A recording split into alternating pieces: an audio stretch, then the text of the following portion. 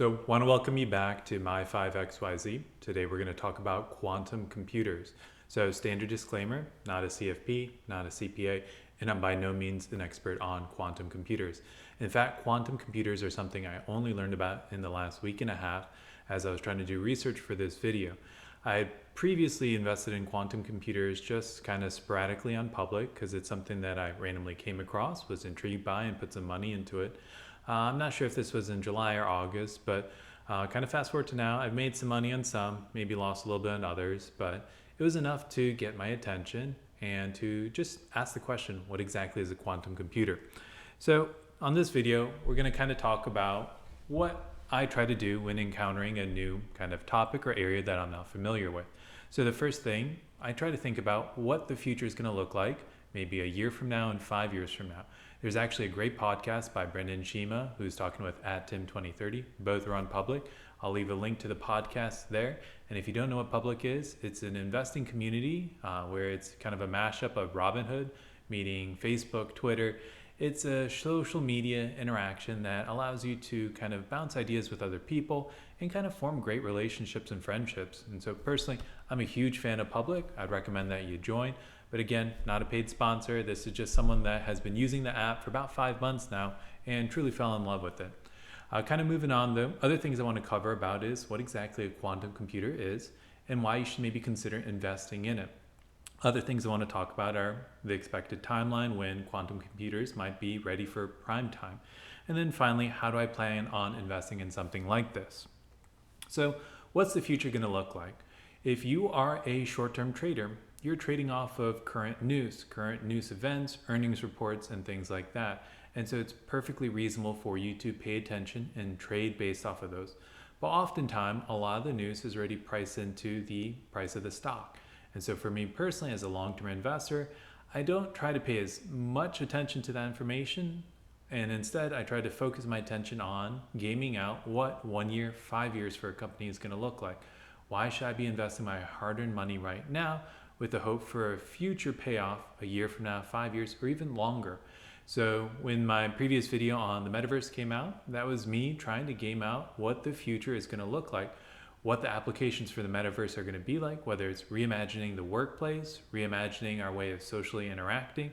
I think there was some play at maybe even doing dating in the metaverse, but I don't know what it's ultimately going to look like, but I kind of gamed down in that video that I think it's worthwhile investing. And so I'm trying to do something similar for quantum computers. If you're a long-term investor, you're trying to think about 6 months, a year from now, many years from now. And so you need to pay attention to not just what's going on right now, but what you envision the future to look like, and then put your money into those companies. So before we start about the quantum computer, we have to actually examine what exactly a classical computer is. Microsoft, Apple are kings within the PC or personal computer space, and so they're huge. But what you need to understand about a classical computer is that it runs information with what's called a bit. And so information is kind of processed or coded as a 0 or a 1. It's either or. A supercomputer uses kind of thousands of CPUs and GPUs to run calculation simulations, and it has some limitations to the problems that it can kind of tackle or extrapolate. And this is a limitations due to computational power and memory. And so one of the examples on IBM's website was just talking about if you had 10 people and you're trying to find the optimal seating arrangement, it has about 3,628,800 possible combinations. That's a lot of combinations just for 10 people. Imagine if you scaled it up to 100. Once you scale up to these larger numbers of potential scenarios and outcomes, that's where you start to run into problems with the classical computer and what it's able to actually do and process in a timely manner. And this is what's kind of the interesting or exciting aspect about quantum computing, is because it should be able to handle that information, that volume, in a reasonable amount of time. So kind of a quantum computer, what you need to understand is it also has a bit, but it's called a quantum bit or a qubit. And this is basically not a 0 or a 1, it's 0 through 1. So it can program essentially multiple nuanced states from 0 to 1 as a qubit. And that gives it a lot more kind of flexibility and ability to kind of encode and program all the variability that is in life when you don't know certain outcomes. So when you're programming, you might know there's a 0, 1, or a yes or a no. The way I like to think about it is maybe if you were trying to describe someone's emotions with a classical computer, you might have to use happy or sad. With quantum computing, you could illustrate it through nuances of all the different emotions on that spectrum. So that's the way I try to think about quantum computing. Again, I'm not an expert. I don't know if this is maybe an appropriate analogy, but that's the way I construct it in my head to kind of process and understand the information that I start to kind of read and try to digest. But what the quantum computer allows you to do is for a greater ability to compute and solve problems with multiple scenarios in a quick amount of time. So some of the potential applications are going to be in chemistry or medicine. Imagine if you're trying to find new drug compounds, or if you have multiple medications that a person is taking, looking for the different types of drug interactions. This could be useful. For material science, design, and engineering, it could help either in the kind of manufacturing or the synthesizing of new materials, as well as things like logistics. So our supply chain issues. Would there be a more efficient way to organize traffic and kind of supply from point A to point B with the most efficient time route? Not just for that individual one, but in a scenario of multiple kind of different flowing objects that have to be accounted for. And so there's that. They also talk about it in terms of finance for risk management, deep learning, machine learning. I even think about it in terms of cryptocurrency. So we talk about proof of work. Proof of work requires a lot of information for a classical computer to basically hash out whatever the hash rate is, or the kind of trying to do the proof of work to unlock the next block. But if you have a quantum computer and it's able to process all those different scenarios very quickly, that would make proof of work no longer such a laborious thing, hopefully reducing some of the environmental impact and concerns. And so for me, I find quantum computing to be fascinating in terms of the potential use and utility in the future when it comes into prime time. So what is the expected timeline? The expected timeline, if you look at it, it's kind of uncertain. Right now, we're in the infancy. We don't have a lot going on in terms of scaling to something that is useful and applicable on a larger scheme. So right now, it is currently, I think QuEra has 256 qubits. I think IBM had 127. Those are the two that in my research are kind of at the forefront. But when you're looking at it, Google put out that they're trying to have a usable, functional quantum computer with actual utility by 2029. That's their target, and their target is having hardware that has 1 million qubits. So that gives you some perspective as to where we are now, where we're trying to be, and what the kind of innovation is going to happen to not just have the hardware, but also the software to make quantum computing actually real-world utility.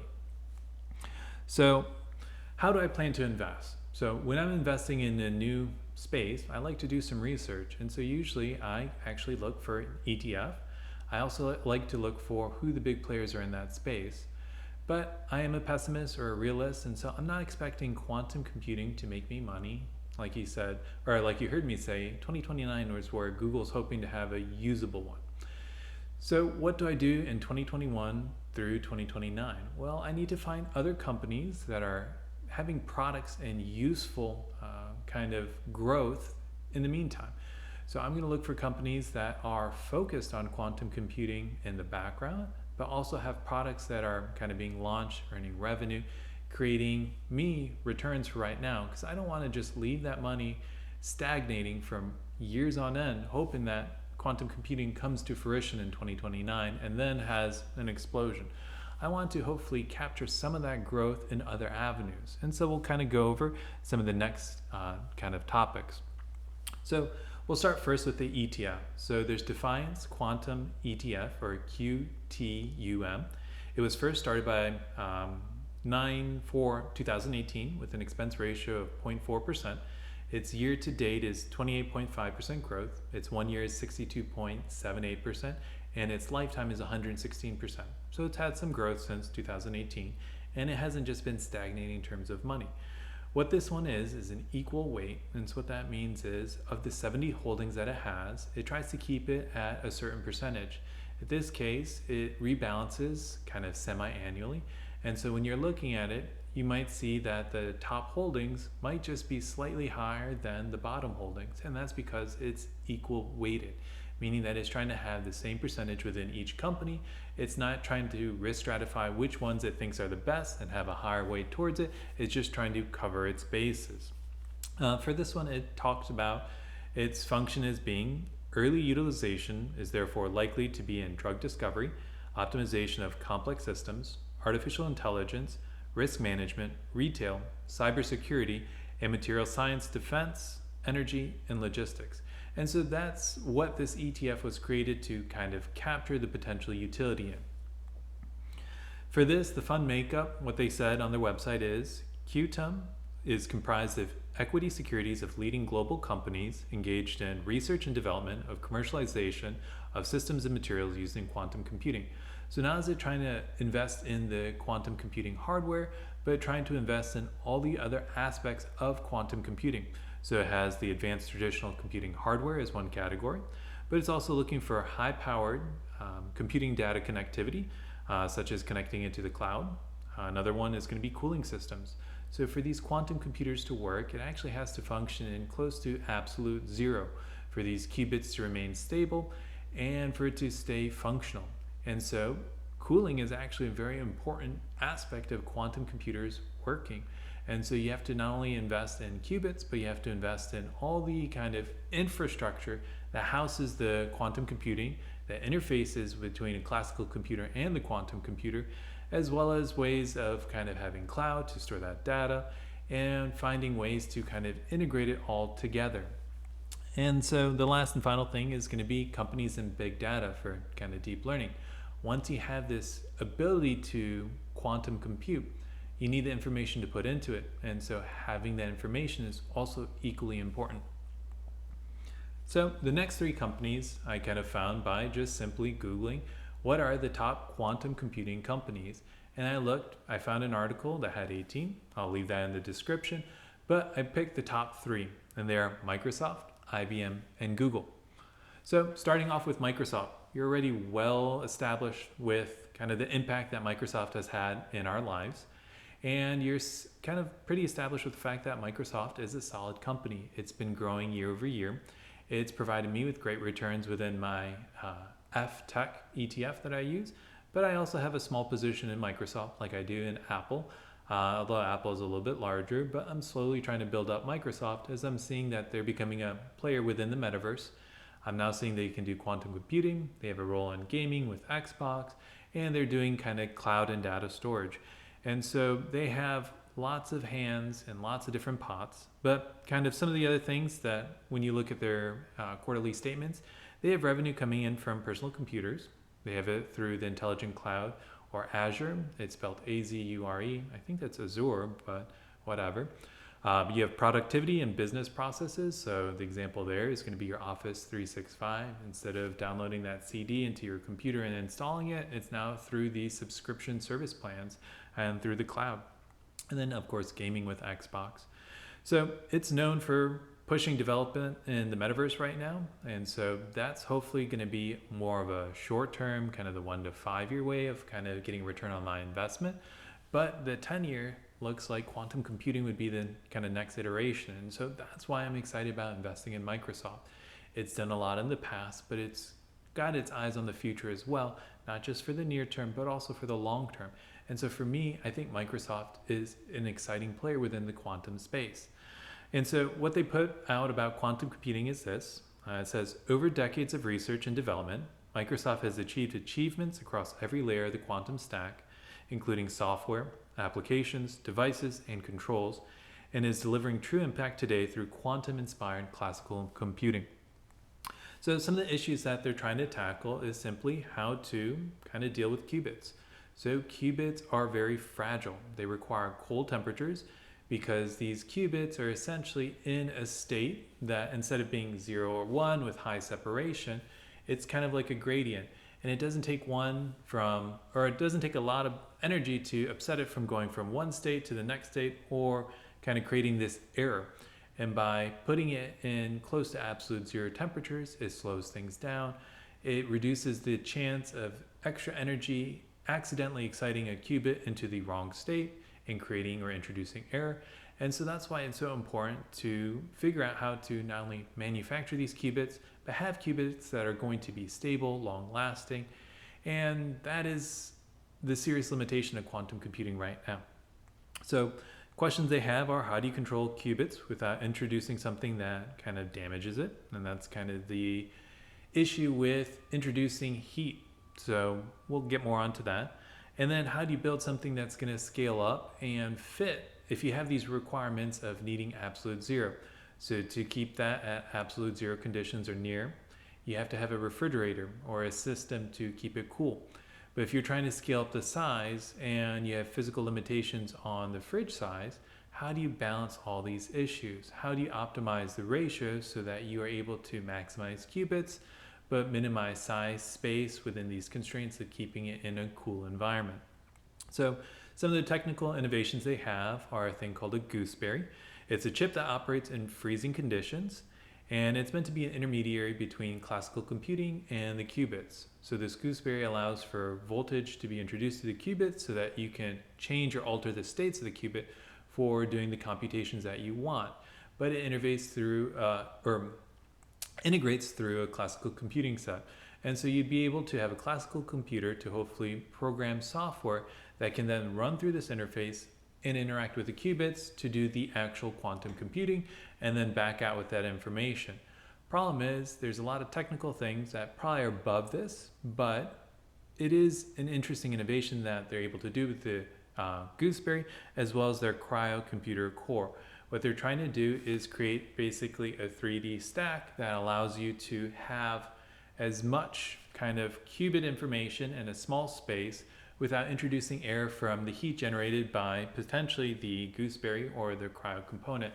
And so by kind of smushing these into a three-dimensional space, removing some of the coiling and kind of space that comes with wires, it's trying to make it the most efficient and compact way of dealing with some of the problems so that you can scale up. So right now we're dealing with under 1,000 qubits, but if you ever hope to reach that 1 million, you need to find a way to scale up that is going to be reasonable, that's not going to have this massive fridge that is just not able to do it or is not able to be fabricated right now.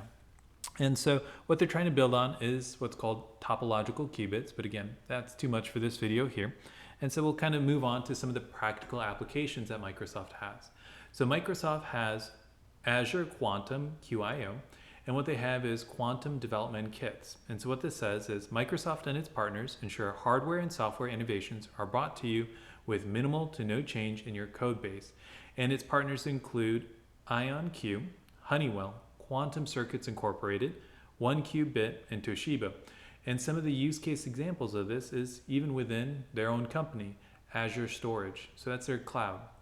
And so what they have been able to do is use Azure Quantum Qio to create a way to optimize the utilization of the Azure storage. And so here they say, the Azure Quantum Qio solution has effectively increased capacity, efficiency, and predictability to ensure customers get the high quality service they expect from Azure storage. An added bonus is that its more efficient use of resources will also help Microsoft meet their long-term environment commitments. And so just imagine the applications of this with autonomous driving cars and traffic patterns and congestion. If you think about information demand within kind of a cloud space storage, it's no different than you and I as being the information packets within the highway of highways. And so if you have a bunch of autonomous cars in highly congested areas that are able to kind of go through quantum computing to organize and find the most efficient route with the least amount of traffic congestion and energy waste, well, that is a way of improving kind of society as a whole. Granted, it's going to take away some autonomy in terms of autonomous driving, but think of the safety implications. If you're able to make it more standardized, you're able to reduce the ability of a single person with road rage to kind of take their car and create unsafe environments. I think this has wonderful applications of utility in the future. But again, that's just me kind of dreaming big for what the future implications are going to be with quantum computing. So moving on to IBM. So before we talk about IBM and quantum computing, we need to just talk a little bit more about this company as a whole. So while Microsoft has been doing great, it's had stock price appreciation, IBM has not. Okay, if you look at them, it's pretty close to its 52-week low. And it has, if you look at the relative strength index, it's in the oversold category in the last year. It's also going to be one that has been on Bollinger Bands kind of constricting. And so there's going to be likely a period of volatility next. I'm betting that it's going to lead to price increase, and that's why I'm taking a little bit more of a riskier play on this. Not much of a short-term trader, but these signs tell me now is probably just a good time to get into it right now so that maybe I can capture some price appreciation. But again, this is a company where if it didn't have a dividend of 5.65% dividend yield with a dividend rate of $1.64, I might have some pause because fundamentally looking at this company, the stock price has been going down quite a bit for the last 3 months. And so that was one that I didn't necessarily like putting my money into, because why is this company showing its value dropping? That is always a red flag, especially if you're trying to invest in something with a dividend. If the dividend is going up because the stock price is going down, you worry that it's a dividend trap. But when you're looking at them as a company, they have revenue from cloud services and global business services with a focus on hybrid cloud and AI strategy. So you'd think they would be positioned for future growth, especially as we make a push towards the metaverse. Cloud is only going to get more important in terms of data storage as businesses move towards more cloud data storage.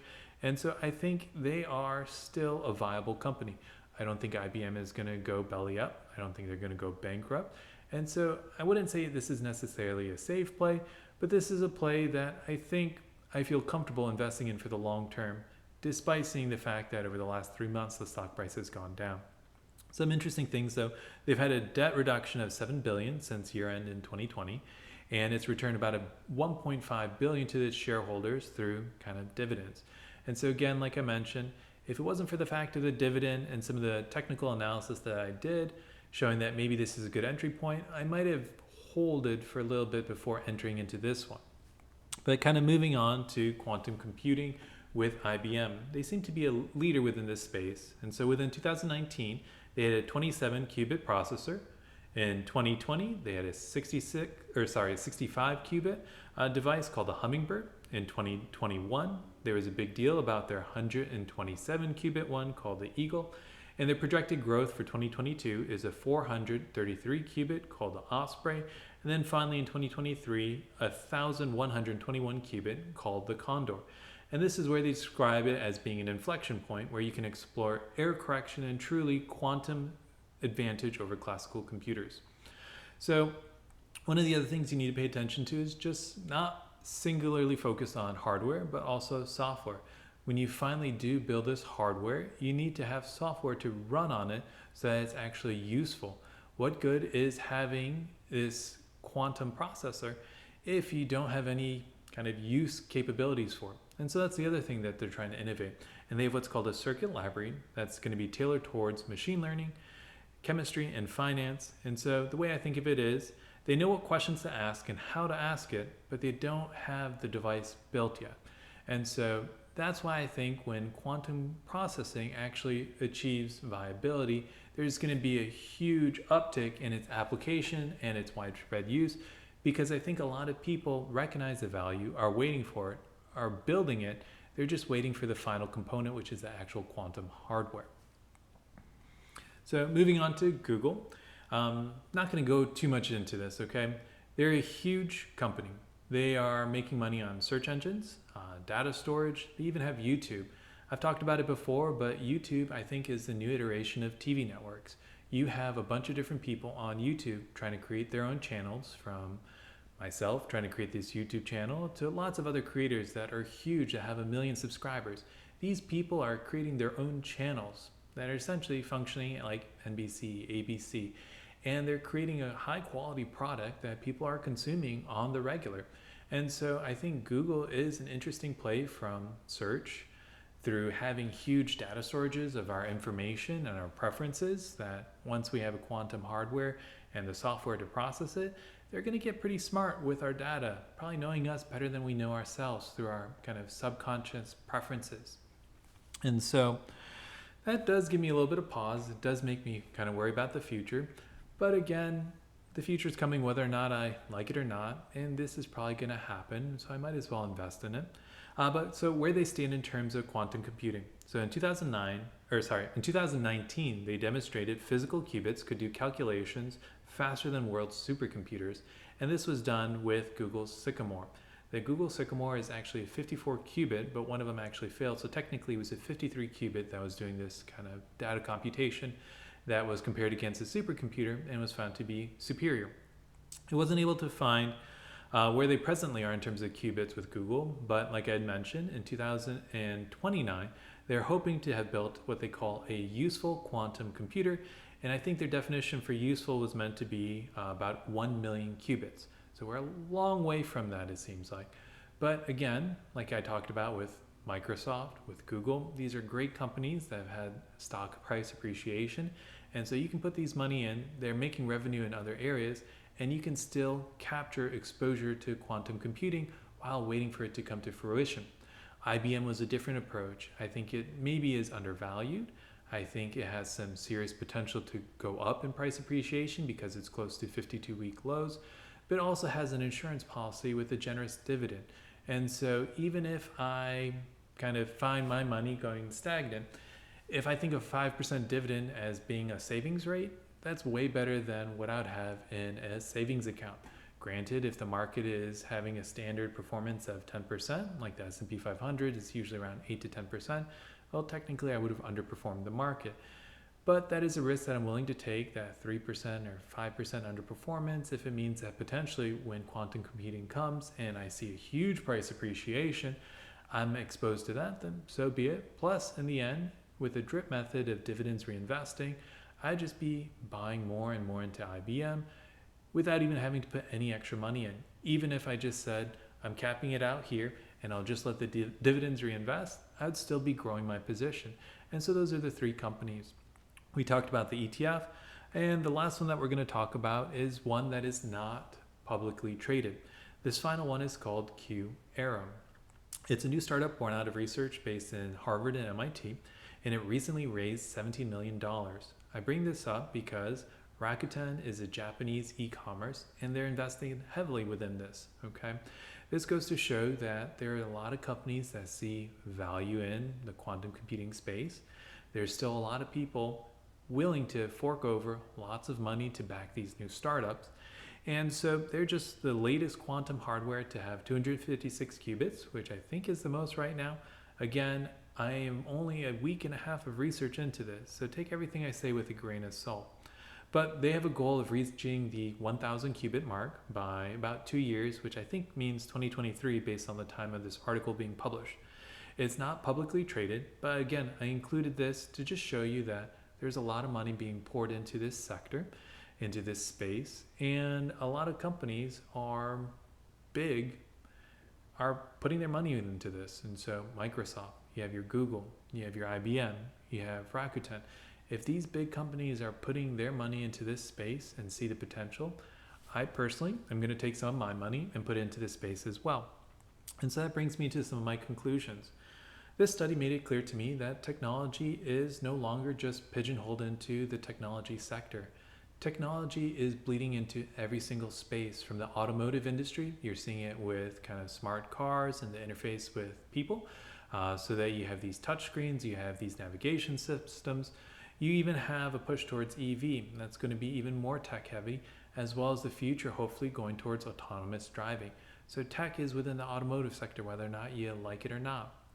Tech is also with quantum computing going to eventually enter into medicine. So whether it's going to be logistical workflow within hospitals or imaging processing for MRI, CT scans, or workflow, it's going to be the ability to find multiple drug interactions when you have patients with drug lists of 10, 15, 20. For pharmacy, it's going to have implications, okay?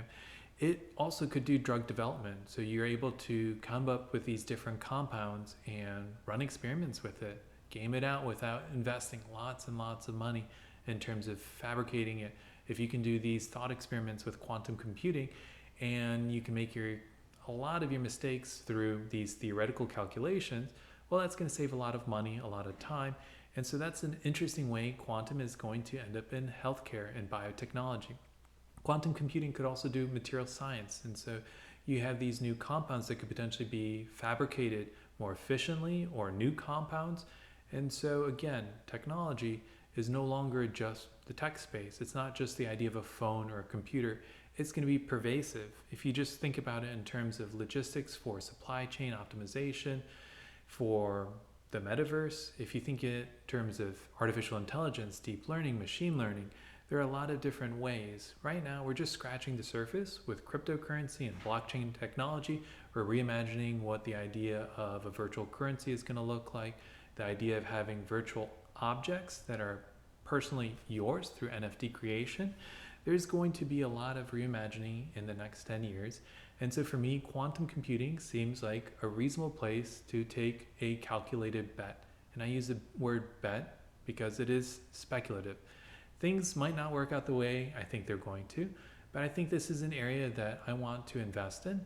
But I'm also going to cover my bases by investing in companies that also have other products. I'm not just going to invest in one company like QuEra that does nothing but quantum computing.